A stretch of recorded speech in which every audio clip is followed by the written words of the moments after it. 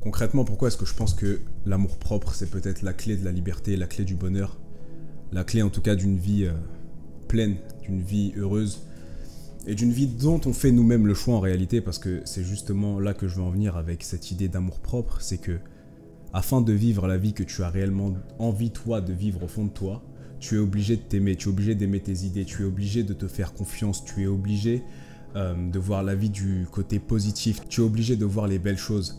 En fait, si on veut, l'amour-propre, c'est littéralement la clé de la liberté dans le sens où il n'y a qu'en t'aimant toi-même, il n'y a qu'en aimant ta vie, il n'y a qu'en aimant tes choix, il n'y a qu'en aimant qui tu es à l'intérieur, il n'y a qu'en t'aimant toi profondément, au plus profond de ton âme, que tu feras ce qu'il faut pour vivre la vie qui t'est destinée, et non pas la vie que les autres veulent te destiner. Tu sais, quand tu es le seul à penser d'une certaine façon, souvent quand tu es éveillé, souvent quand tu es en désaccord avec la société dans laquelle tu vis, souvent tu as des idées qui vont un peu à l'encontre de tout ce qu'il y a autour de toi, c'est-à-dire de tes proches, de ta famille, etc. Tu penses d'une certaine façon et en général, ils pensent d'une façon complètement opposée. Je le répète, quand tu es éveillé, c'est assez difficile parce qu'on vit dans un monde quand même où les gens sont aveugles, endormis, abrutis, hypnotisés et tout ce que tu veux. Et du coup, ça fait des gens qui ont des avis en général qui vont dans le même sens mais qui sont complètement éclatés au sol. En réalité, ce ne sont même pas leurs propres opinions, mais les opinions qu'on leur met dans la tête, les opinions avec lesquelles on les a programmés.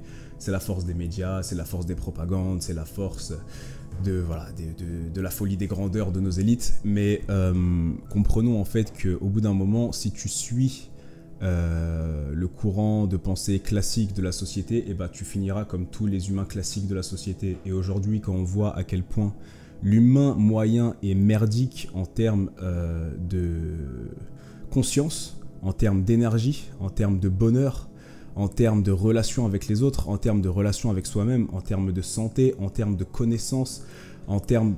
Aujourd'hui, l'humain moyen est risible, il fait même peur en réalité à toute personne qui a un peu d'ambition, un peu d'amour propre dans la vie, parce que ça fait émerger des questions comme pourquoi, comment ils pensent comme ça en fait, comment ça se fait, comment est-ce qu'ils peuvent vivre une vie si misérable, et comment est-ce qu'ils peuvent s'aimer si peu, mais sans s'en rendre compte.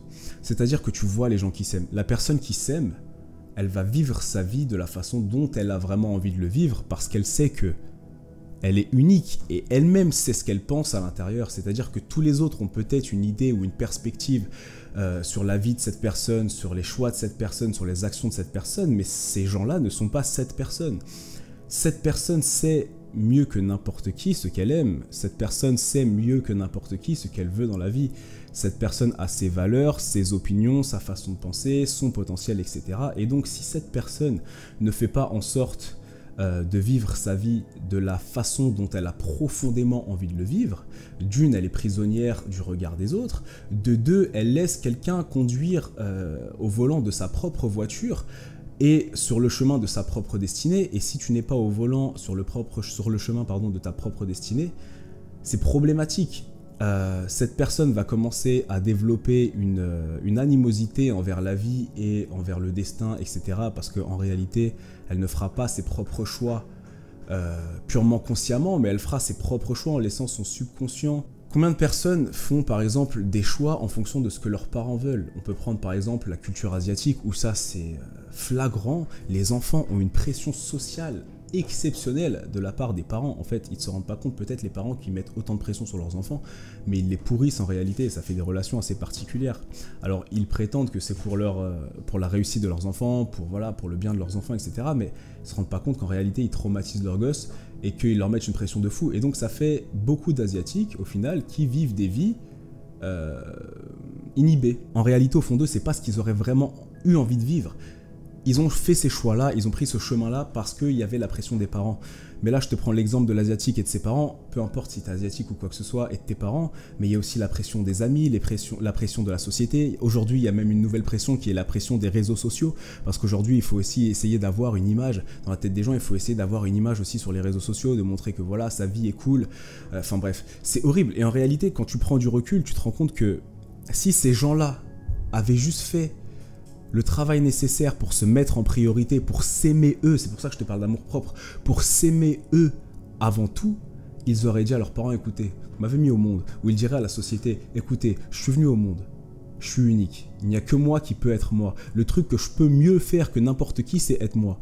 Je peux le faire de la pire façon possible, mais je peux aussi le faire de la meilleure des façons possibles.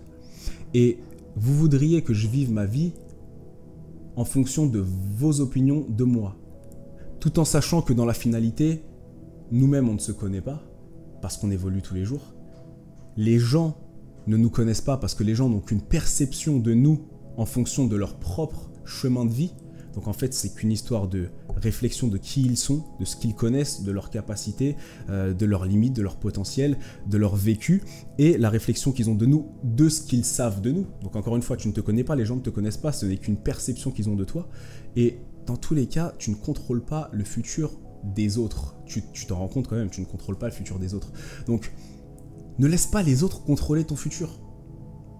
Comprends que tu as besoin de faire tes propres choix, tu as besoin de... Même si tes choix parfois ont l'air ridicules, même si tes choix des fois ont l'air démesurés, même si tes choix des fois ont l'air complètement fous pour certains, et bah c'est pas grave parce que ce sont tes choix au final. Peut-être que cette façon qui est folle à ses yeux à lui, en réalité est complètement banale aux yeux des autres, mais vu que lui tu prends vraiment son avis en compte, et bah tu vas le laisser t'influencer.